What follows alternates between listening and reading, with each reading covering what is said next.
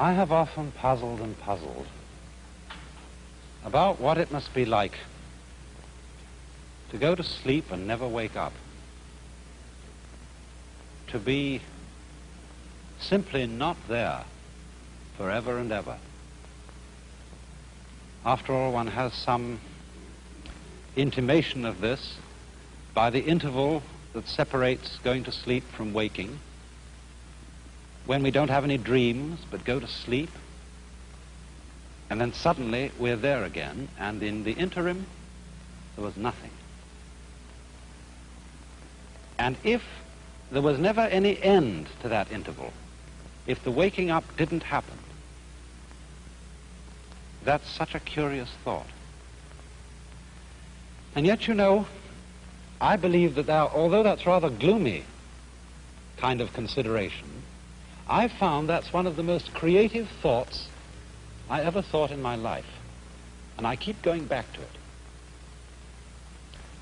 You know, it's in line with a lot of the very fundamental questions that children ask. When they say, "Mummy, who would I have been if you had married someone else?" These are the kind of questions that make us puzzle profoundly about our existence.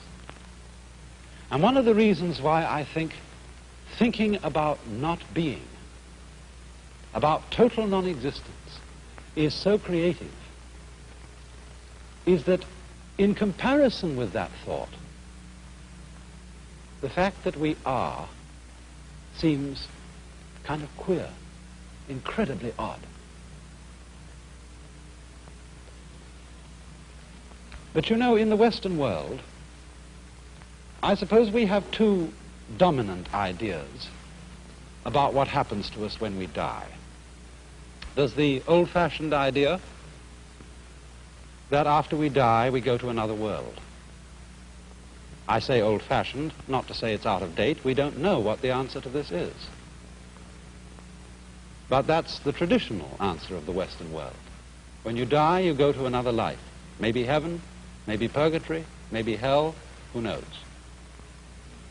I think nowadays, though, the more general idea, the more plausible idea to many people, is that when we die, we just cease to be. That's all there is to it. But we're inclined, I think, to have in our minds a picture of this, which indeed is depressing, of being shut up in the dark for always and always and always, to be kind of buried alive in a blackness where we are blind, deaf, and dumb, but somehow still conscious. But in the Eastern world, there are different ideas of this. The major Eastern idea is what is generally known as reincarnation, of going through life after life after life in an endless series, a process that is represented in this Japanese print of the Wheel of Life, the Buddhist Wheel of Life. This painting was lent to me by Mr. and Mrs. Imamura of Berkeley in California. He used to be the priest of the Berkeley Buddhist Church. And it shows the wheel of stages of existence through which beings pass, clutched by the great demon of impermanence. This is rather an unusual representation of the Wheel of Life. Perhaps some of you have seen these before. They usually have 6 divisions in the central part of the wheel here, and this one happens to have 5, and it's the Chinese-Japanese version of the Buddhist Wheel of Life, whereas I think prints in books, I know there was one some years ago in Life magazine, usually show the Tibetan version. But what we have here, and I think what I'll do, is I'll explain, to begin with, the popular interpretation of it, and then go on to see what more philosophical Buddhists think of it in a deeper way. These then are the 5 or sometimes 6 realms of existence through which, as I said, beings pass through their various lives. We could start here, for example. This is the human world. And then next to this is the world of the devas, D-E-V-A, which we would translate into English as angel. Then this is the world of the animals. This is the world that is sometimes called the hells, only that's not quite a correct term for it. It should be called the world of the purgatories, because in this scheme of the universe, there is no everlasting state. There is no everlasting heaven and there is no everlasting hell. The demon of impermanence clutches the whole thing, and they all terminate.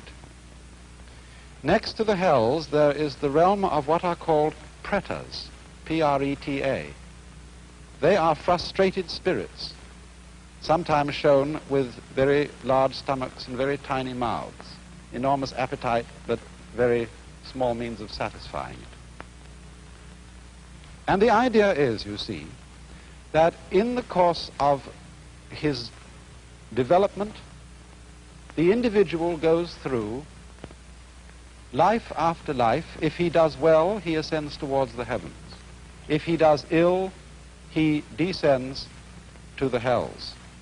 Or he may fall from the human state to the animal state, or fall from the human state to the state of the ghosts. But the point that has to be remembered in the Buddhist idea of transmigration or reincarnation is that you can never stop anywhere. You may ascend to heaven, but what goes up must eventually come down. You may descend to hell, but what goes down must eventually come up. And so one goes on, moving through these various worlds until, in Buddhist ideas, you become sufficiently awakened to become a Buddha, one who is released from the wheel, and who does not fall anymore into the sequence of rebirths, but enters the eternal state of nirvana. Now, if you will look closer again, you will see that there are a number of figures round the outside of the wheel. And these represent what is called the 12-fold chain of dependent origination. That is to say, they are a series of links which form what might be called the sequence of life. They are, as it were, a schematic diagram of the force or the process that keeps this wheel rotating. And the chain starts with a demon down at the bottom here, who represents ignorance, or perhaps unconsciousness, the state of not knowing. Then next in order, you'll see a potter's wheel, and this represents potentialities of life. Next comes a monkey, who represents consciousness. A man in a boat. For some reason, this represents the combination of name and form. Words bringing out shapes. Words identifying shapes and things in the world. Here comes sense consciousness, the five senses, a man's body with the senses exposed. And here comes contact, a pair of lovers. After this, there comes perception. I am not quite sure what the symbol in this wheel is. It seems to show a man with a sword behind a screen and two women playing in front of the screen. The usual symbol you find here for perception is a man with an arrow in his eye, showing the pain involved in the perception of the world. The next in the link is desire. It shows a woman with twins. The next one here is called grasping, and that shows a man with a basket into which he is trying to get the fruits of life. And then as we come over round the wheel, we get a figure which means growth. I think this is one of the gods of prosperity, but it means growth, the fullness of life. Here is birth, a woman in parturition. Here is old age. And then, although the final stage of the links of dependent origination, as they are usually drawn, shows this one as the last and calls it old age and death, in this particular wheel they've been spread out so that you get old age, grief. No, excuse me, this is sickness. Old age, sickness, death, grief, compassion, suffering, and again back into ignorance. Here's another figure of ignorance, the camel being led by a blind man. Now, what I want you to notice particularly about this is that the chain represents what is called in Sanskrit the process of karma. I'm going to write that word because it's very fundamental to an understanding of this whole problem. Karma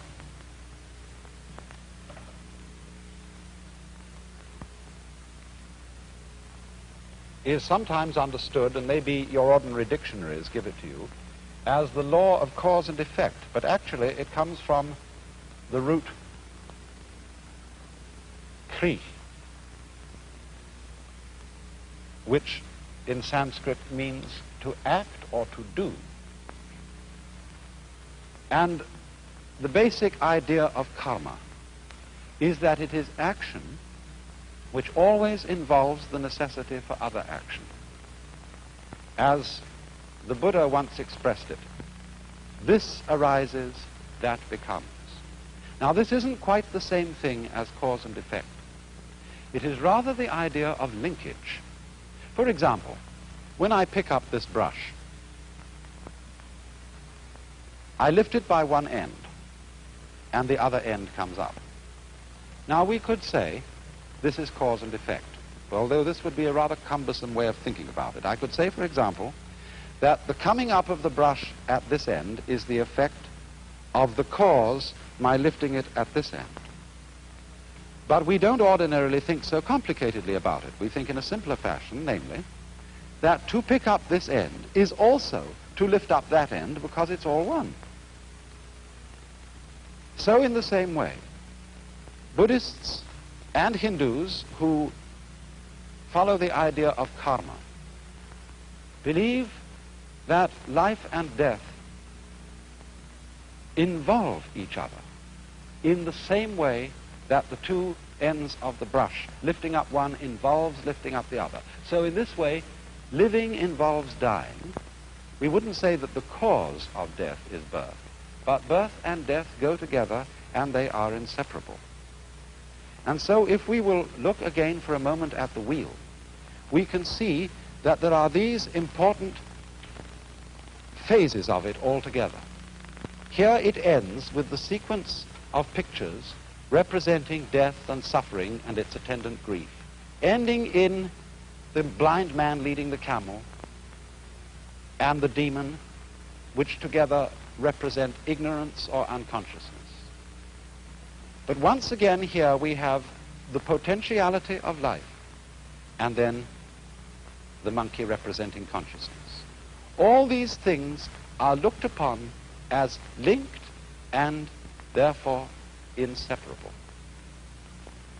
And thus, you see, we don't look upon ignorance as the first step or the first link in the chain from a chronological point of view. We only start numbering the steps of the chain here because one has to begin somewhere when one's talking. And so the basic idea of this link is interrelatedness, interlockedness, so that death and life, as I said, imply each other. So that you might, speaking from the standpoint of Indian philosophy, of Hinduism, of Buddhism, you might pick an argument with Hamlet and say, to be or not to be is not the question. These are not alternatives. They are things that go together just like up and down, back and front, solid and space. Now there's another aspect to karma which needs to be considered here, and that is that karma also involves the idea of the continuity of pattern. You know, strictly speaking, Buddhists don't believe that there is any soul entity which passes from one life to another. There is no sort of fixed I or fixed ego which once was an animal and then became a man and then became an angel and then eventually became a Buddha or something like that. The idea of karma as the linking factor between the various lives is what we might call continuity of pattern. For example, consider an army regiment. A certain regiment goes on year after year after year. Old European regiments, for example, have existed for hundreds of years. And yet the personnel of those regiments, and even the barracks in which they are stationed, are entirely changed. In the same way, a university. Harvard University has existed for a long time. Oxford for a lot longer. And yet there is not a single member of the faculty, not a single student, who was there when it first began. And yet, you see, the university goes on. Because what goes on is a pattern, a form of life. In the same way, the individual body of man, every 7 years, I think, all the molecules composing our physical structure are entirely changed. And yet, something identifiable as the pattern which we associate with Mr. or Mrs. So-and-so is still there. Another fascinating illustration of continuity of pattern in this sense is wave motion. It's perhaps easiest to illustrate with something like a barber's pole. When you twirl it. Now, as you twirl it, there's an illusion of something moving upwards from the bottom to the top of the pole. It seems that the strips go along. Now, actually, they don't go along. They just go round. And in the same way, also, when waves move across water, there's no water moving across. There is the wave pattern moving across. The water is just going up and down, as you can tell when you see, say, a dead leaf floating on the water's surface, and it isn't moved along by the waves. So this idea of continuity of pattern is the solution which Indian philosophy offers on the matter of the problem of death. The individual, as it were, entity is constantly changing. He does not go on, but the pattern, or the karma, the pattern of action, goes on. And it's all embraced by that figure you saw of the great demon of impermanence. Could we look at that demon once again? I want to say something more about him. From our Western ideas, this fellow looks pretty evil. And we might associate him with the devil in the Hebrew or Christian sense of a principle of evil. In Buddhism, demons are not evil. They are really beneficent. They have a frightening aspect, but underneath this, there is a deeper meaning. This demon represents change or impermanence. But the deep insight underlying this is that change is a liberating factor. Death is a liberating factor. Did it not exist, life would not exist either. And therefore the wise man is not afraid of the demon. He goes, as it were, straight forward to him to embrace him. And at that moment the demon is transformed. And so in the same way, in a deeper sense, Buddhists do not think of these various realms of the wheel as literal worlds where there are angels and demons and starved ghosts, but they represent the various phases of consciousness. Equanimity, general kind of medium consciousness, quiet consciousness is the human state. The angel state is supreme happiness. The animal state is animality. Here is misery in its extreme, and here is frustration in its extreme. But the fundamental idea of the whole wheel that we have to remember, the idea of karma, is the interlocking, the interdependence of being and not being, of death and life, and the fact that the demon of change is really a disguise of the very source of life, the death without which life is impossible, the change without which life is totally boring. Now, of course, when any idea like that is explained, the first thing that we ask is it true? Is there a process of rebirth? Do our patterns go on and have influence to an illimitable future? But you know, as this idea is held by deeply thoughtful Hindus and Buddhists, it isn't a belief in something which we can't prove. It's really quite a self-evident notion. Think of it in this way. Supposing I make two statements. Statement one: after I die, I shall be reborn again as a baby, but I shall forget my former life. Statement two: after I die, a baby will be born. Now, I believe that those two statements are saying exactly the same thing. And we know that the second one is true. Babies are always being born. Conscious beings of all kinds are constantly coming into existence after others die. But why would I think that the two statements are really the same statement? Because after all, if you die and your memory comes to an end, and you forget who you were, being reborn again is exactly the equivalent of somebody else being born, because we have no consciousness of our continuity unless we have memory. If the memory goes, then we might just as well be somebody else. But it seems to me that the fascinating thing about this is that although a particular set of memories vanishes, death is not the end of consciousness. In other words, we are deluded by a kind of fantasy if we think of death as endless darkness. Endless nothingness is not only inconceivable, but it's logically absolutely meaningless, because we aren't able to have any idea, much less sensation of nothing, unless it can be compared with a sensation of something.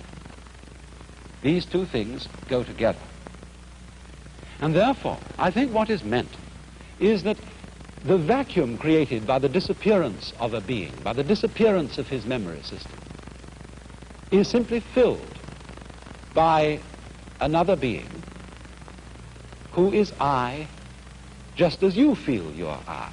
The funny thing, though, about being I, about feeling that one is sort of a center of the universe, is that you can only experience this I sensation in the singular. You can't experience being two or three I's all at the same time. Now then, it seems to me that this idea has three very important consequences. One is that the disappearance of our memory in death is not really something to be regretted. Of course, everybody wishes to hold forever to the memories and to the people and the situations that he particularly loves. But surely, if we think this through, is that what we actually want? Do we really want to have those we love, however greatly we love them, for always and always and always and always? Isn't it inconceivable that even in a very distant future, we wouldn't get tired of it? And this indeed is the secret of the thing. This is why the demon of impermanence is beneficent.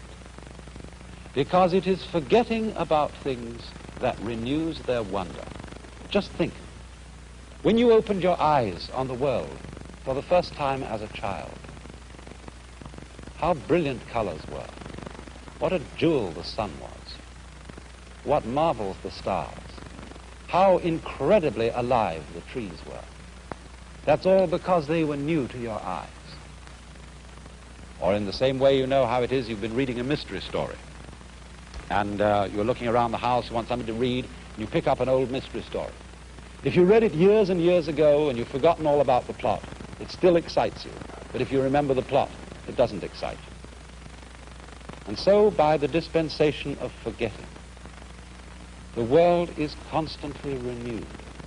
And we are able to see it again and again, and to love again and again, to have people to whom we are deeply attached and deeply fond, always with renewed intensity, and without the contrast of having seen them before, for always and always and always.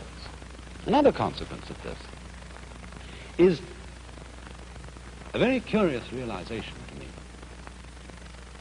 Remember that question, who would I be if my mother had married someone else? Who, if I were you, we often say. One might so easily have been you. I might so easily have been born in China and India. Why do I feel that the world is centered in this place, as distinct from some other place? You jolly well know the world is centered where you are. And this gives one a very strange feeling of the idea that other people jolly well exist in the same sense you do. Everybody's name is I. That's what you call yourself. So there will always be I's in the world. Every I is in a way the same I. We all might be anyone else. And there is no escape. It goes on and on and on and on. So long as there is consciousness anywhere, there is I. You then, in a way, look out through all eyes. And that, perhaps, is the secret of the great virtue of compassion.